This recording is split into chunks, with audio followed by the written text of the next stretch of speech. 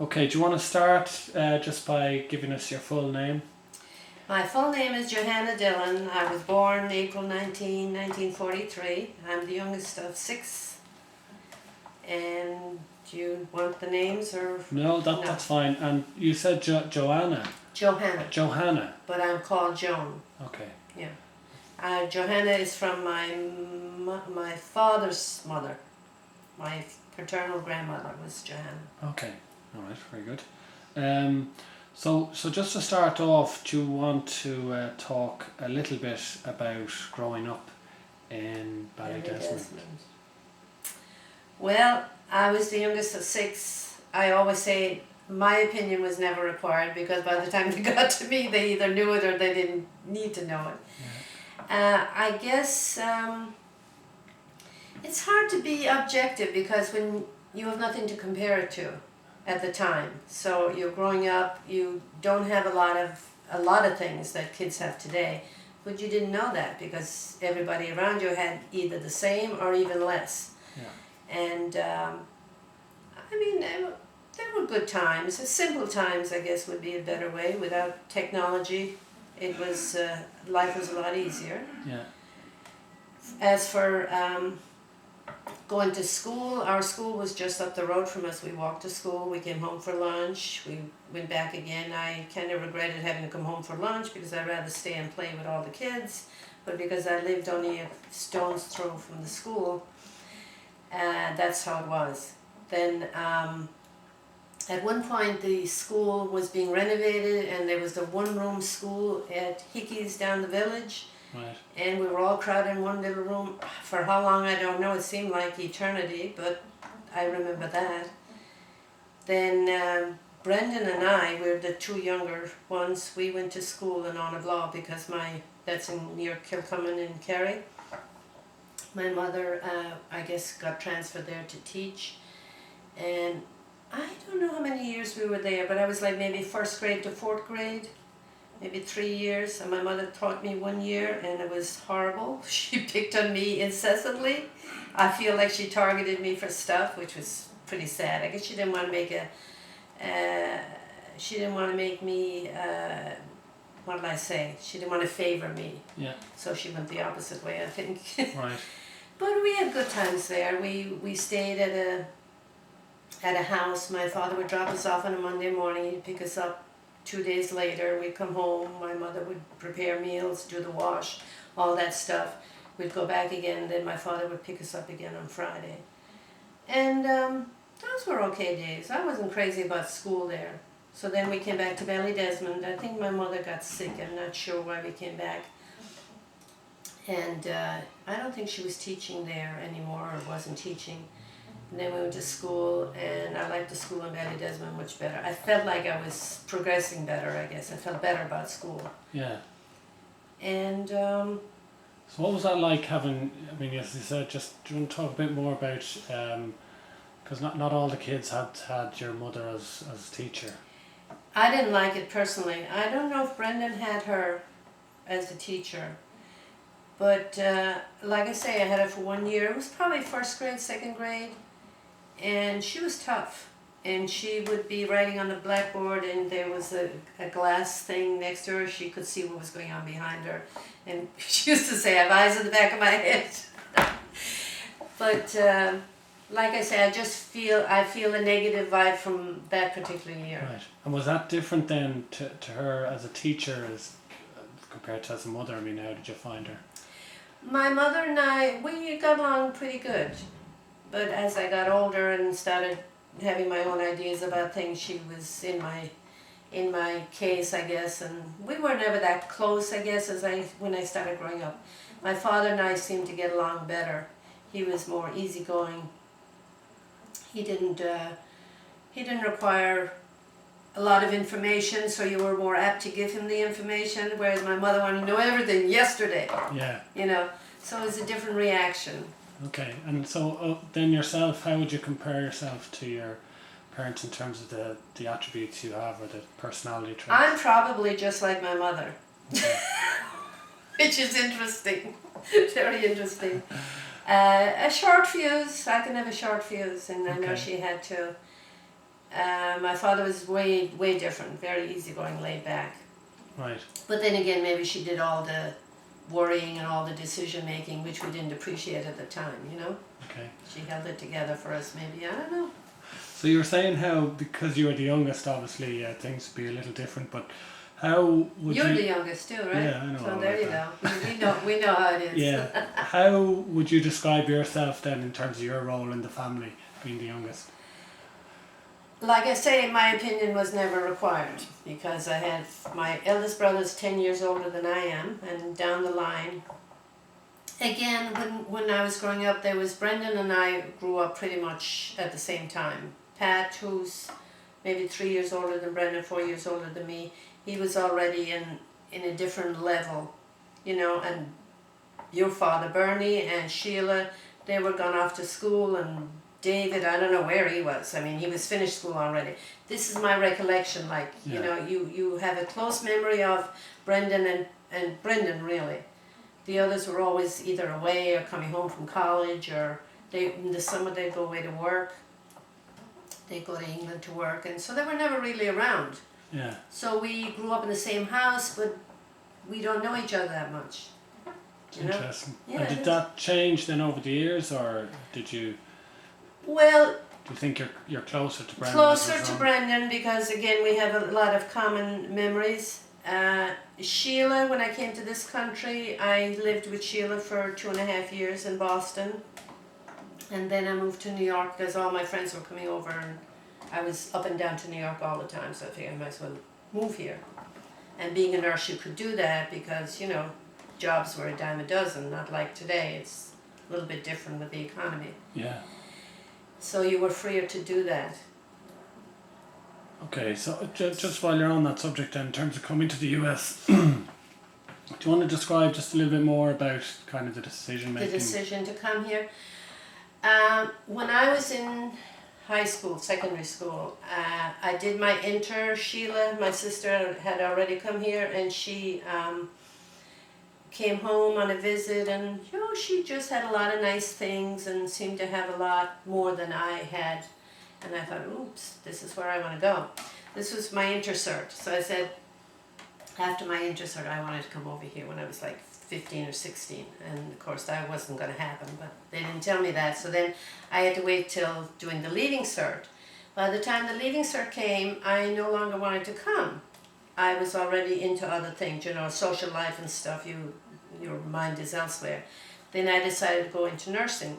And Brendan said to me, how come you went into nursing? And I said, well, when I got out of secondary school, there were two choices that were put in front of me. College was never one of them. Nursing or a secretary. They were the two things that I remember being put to me. Yeah. And of course I chose nursing. I'm not sure why, but I went to nursing school, and then I think I went off the track.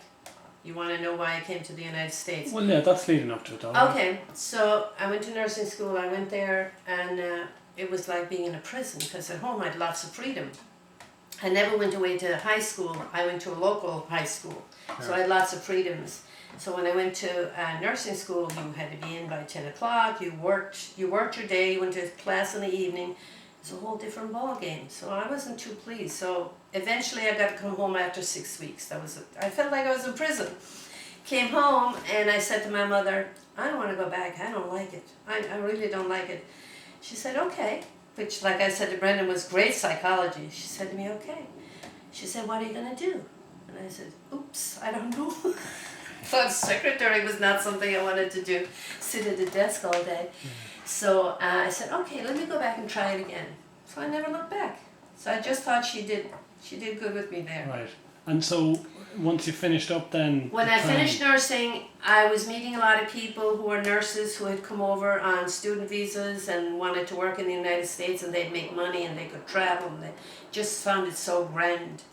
So then they said, okay, if you're going to go to the States, you need to do midwifery, because you'll have to take an exam when you come over here. So I thought, okay, I went to Dublin, did that for a year. Okay. Then I came to the States.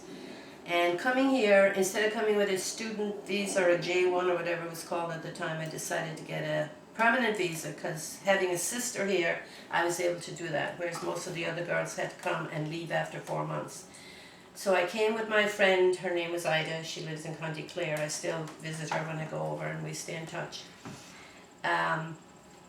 We both came, and we came to Sheila in Boston, we stayed there, and Ida went back after her 4 months, and I stayed on, and then after a year I went over, and I was back and forth, and I finally settled. Okay. Thought this is where I belong. All right, very good. So did you find much difference then when you came over between Ballydesmond and America? There was a bit of a Well, change. I was no longer a Ballydesmond person. See, I'd been in Cork City for 3 Okay. years, and then I was in Dublin for another year, so it was a little separated from that. Okay.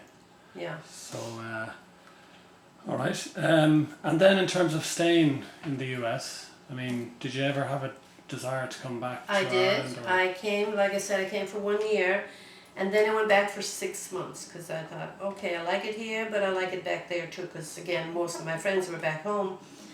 And I worked in Limerick for 3 months in a hospital, and I thought, okay, I know what I have here. I'm not sure what there is out there, so I decided to come back, and I decided to stay here. There was more to offer, and again, a lot of my friends had come over too, and I'd made friends here, and it was Okay. easier. Okay. And so Sheila, just knowing, I mean, she had an influence on you in terms of the stuff, what she was talking about when she came back. Big time, Yeah. big time. Okay. Otherwise, I had no experience of. You might- Well, my uncle had come home once. He's the one, they brought the outfit, the cowboy outfit and stuff to Brendan. Okay. And again, they bring stuff and you think, oh my God, that country must be wonderful, you know. It had something to offer more than what I was Yeah. accustomed to, so Okay. I was curious. You know, when you're young, you do these things. When you get older, I think twice about it now. Yeah. So, just interesting, I mean, whether this goes on the video or not is another thing, but in terms of the, you know, now that you've been here for so many years, do you have any regrets thinking back, or that you would have liked to have gone back to Ireland, or go None. back, or anything like No. that? Absolutely not. I'm interested, why is that? Just, is it, Why do I not have any regrets? Well, I have everything I want here. The only thing that's missing is family, close family. But with, you know, the world is so small today, you can come and you can go and you can meet these people, and a lot of people come to us all the time. So I don't feel like, you know, we're separated, but there's people living in this country that never see each other too. So sure, it's really not a distance anymore. yeah, And with telephones and now with the cameras and everything, the Skype, they have the Skype now where you can talk That's to right, people yeah. and stuff. Yeah. So yeah, it's a small world. certainly is. Yeah.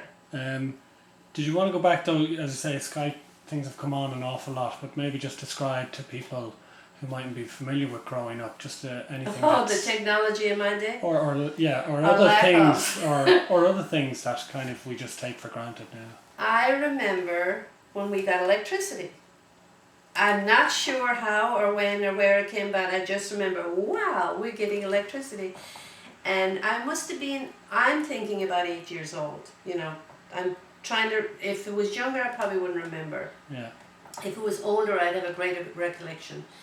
Before we got electricity, we had these gas lamps, you know, Tilly lamps with the little, I don't know what they call those little things. You know, the white thing that lights up. Okay. We had those. For cooking, we had a stove, we had coal, and we had turf that we would burn. Then we also had a gas stove with a big cylinder of gas. And that's how we operated. And like I say, we had nothing to compare it to. It seemed fine to me. Okay, and then other things like, you know, food or amenities or otherwise, is there any other things that spring to mind that would be different? Our food was, we had enough food, but the variety wasn't there.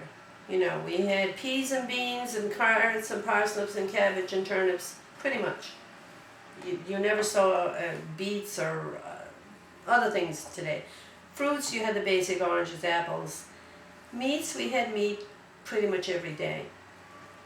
We had a butcher in the town, and my mother would go and you'd order, or she'd bring it up.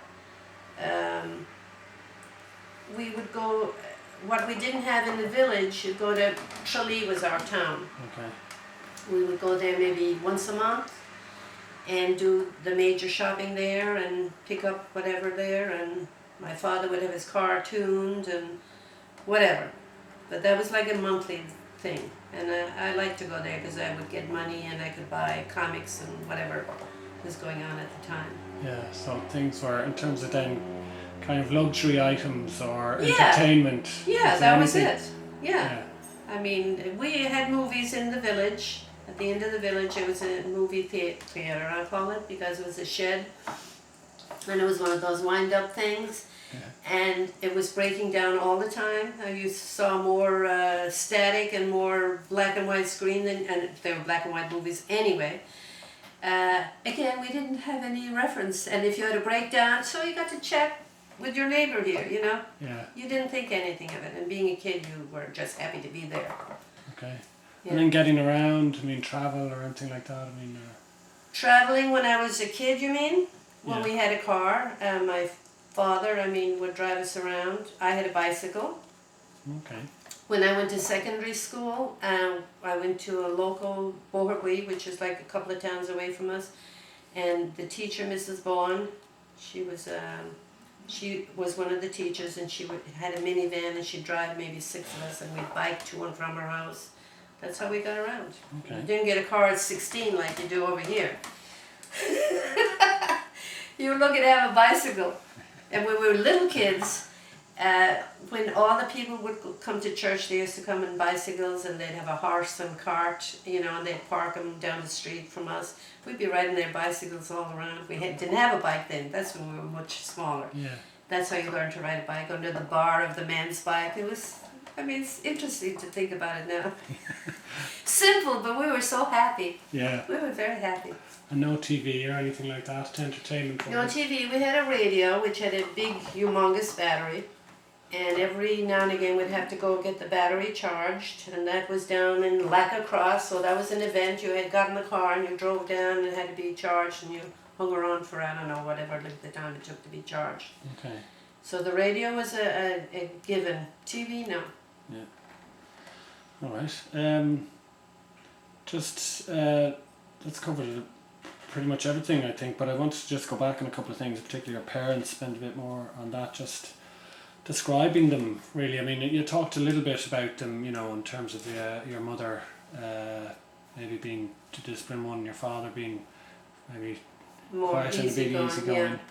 I mean, is there anything else you'd kind of talk about in terms of, or beyond, actually even beyond that, in terms of their parents or other relatives that you'd know? Well, the other relatives we had was, I had an uncle, Eddie Joyce, that was my mother's brother. He was in the village. And then 2 aunts that we would see on a fairly regular basis. May, who lived in up near Foyle School, I don't know what the name of the, Crown Ray, I think was the name of the place. And my Aunt Kitty, she lived up in that area too. And again, they'd be coming to Mass in Ballydesmond, and it was a kind of a ritual. They'd stop by, and that was how you kept in touch with them, and their children also. Where the children are now, I'm totally no contact. Okay. My mother and father, they were good. My father, when I was going to secondary school and he'd need help with homework and stuff, he'd be very happy to give me pointers on, like if I was writing an essay or something like that, to help me out with the Latin and that kind of stuff. He was there to help me with that.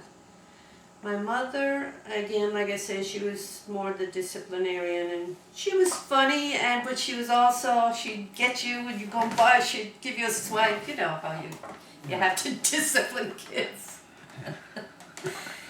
But they were good times. They were good times, yeah. All I don't remember any abuse or anything like that. Yeah. No. Good. Okay. And then what about, I mean, maybe talking a bit about growing up with your siblings, and I mean, what you say, Brendan was person you're close Brendan to. was Is there any closest other in- memories of the others, or Brendan any was stories? Is there any closest other in- memories of the others, or In any stories? experience, I remember Patch was the next one up the line. He never liked going away to college. He'd be crying out back the morning going to college. I have to tell him that when I meet him next week. I remember that very vividly about him. Your father, Bernie, I don't remember a whole lot. Again, like I say, he must be about 5 years older than me. And he was at a whole different level. He and Patch, I think, were more together. And Sheila might even be in that group of growing up together. And David was like 2 or 3 years older than him, so he was probably separate from all of us. But we all grew up like in different stages. And they would come and they'd go. They were always going to college, going to work in England. They were always going and coming. I liked when they were coming because they'd be bringing me little things, candy and little gifts. So I looked forward. I didn't look forward to them going, but I resented that they were going and I wasn't going anywhere. I was always home. Yeah. And I wished I had somewhere to go. But that's how it happened. And how do you think they would describe you then, in terms of growing up? I have no idea. Haven't got a clue. I hope it's something good.